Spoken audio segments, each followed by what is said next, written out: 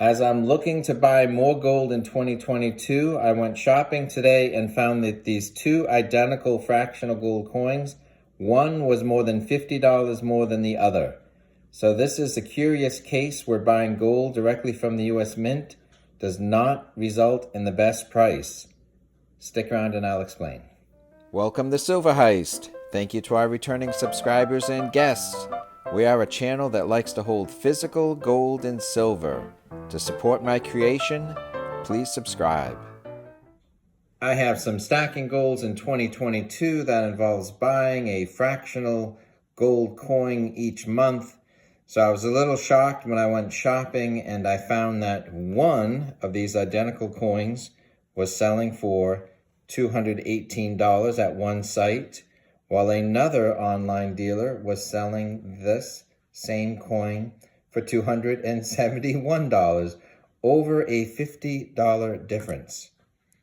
And so all these dealers I'm about to mention, heck, I've bought from all of them for different reasons at different times. So I don't have anything against any of these dealers, but I'm also not sponsored by any of these dealers. So I am just giving you my honest opinion, and I'm actually going to explain where premiums start and how they are layered on top of each other. You would think that if you could cut out the middleman somewhere along the way and have less hands touching your coins, you could get a lower price, but that is not always the case. So stick around, I'm going to share some numbers on the chalkboard and explain where premiums come from and how high they are at different places. This might be information that you've never heard before. So this is my tube of 1/10 gold fractional eagles. It's actually from the Royal Mint, so it's the same size tube that you would put 1/10 ounce Britannias, but it's a perfect fit for gold eagles. So 25 coins. I'm gonna get really close to filling this calendar year if all goes to plan. So let's quickly see where we are.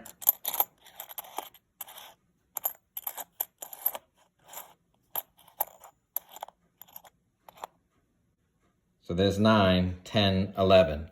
And one a month this year would put me at 23, and the tube is 25.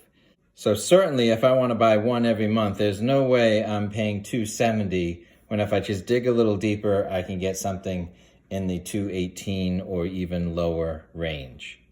I've done some pretty good research that you might not find from other channels, so please give this video a thumbs up if you appreciate the effort. This will help YouTube decide whether to put this video in front of other stackers. All right, so we're going to trace the American Gold Eagle. We'll use the 1/10 Gold Eagle as an example as it leaves the US Mint and it goes through multiple layers of wholesalers and dealers till it gets to your purchase price.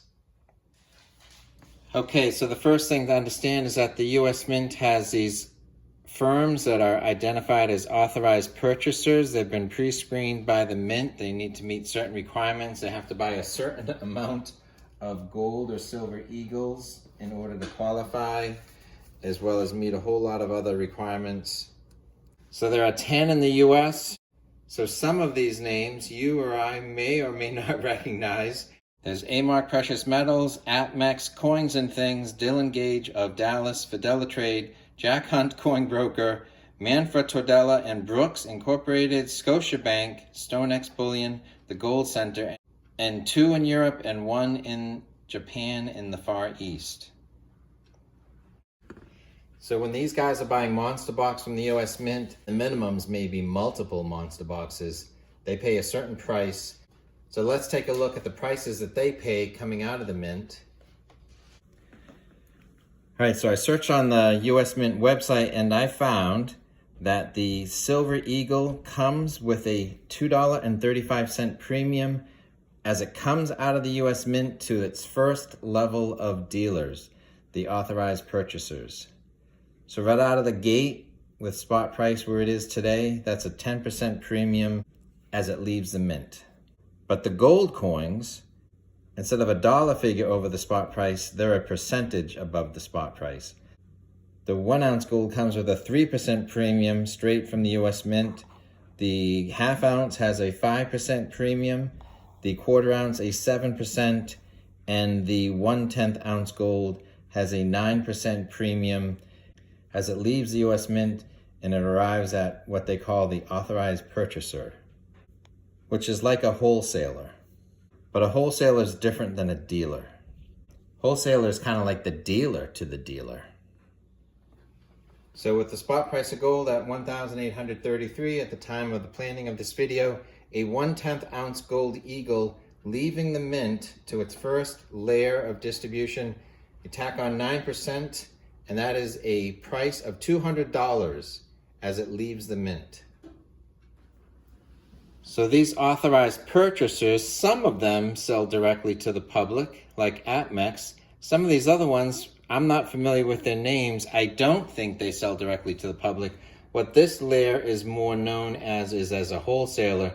So they're a dealer to the dealer. So these may be the names that we're more familiar with, which would include JM Bullion, Provident Metals, Monument Metals, or SD Bullion.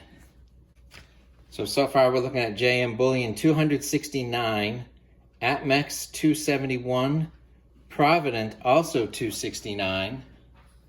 So it left the US Mint at 200, and now we're looking at a higher price. But if you keep digging and you find other reputable dealers, and there's more than I'm showing, and these are all companies I've bought from, they just have different prices.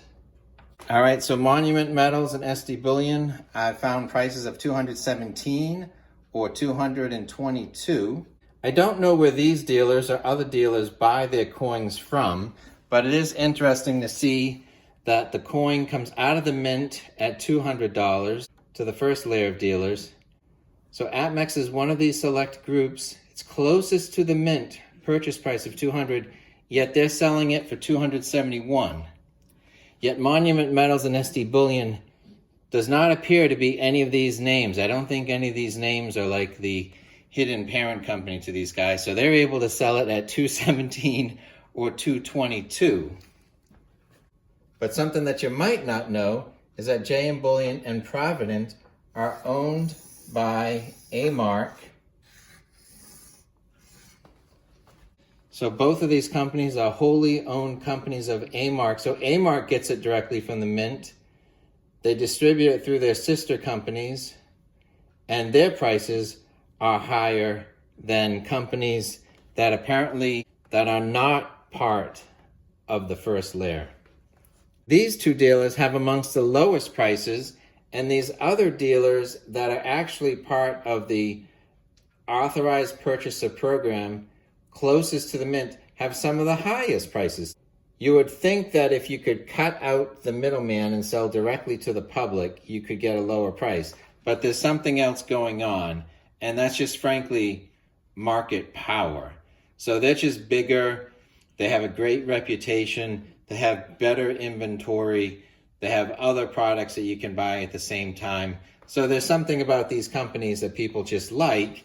I've bought from them myself, but when I'm hunting for a deal, I keep looking, and then I would consider buying from Monument Metals or SD Bullion. So when I'm stacking US Mint products for weight, at that point, bullion is bullion. If I can buy from an equally reputable dealer, I will. The funny thing is that more people have handled the tubes of coins by the time I buy it here, but yet they're able to maintain a lower price. Let us know in the comments below what your stacking plans are for 2022 and how you plan to make your dollar go further. Please give this video a thumbs up. Thanks for watching.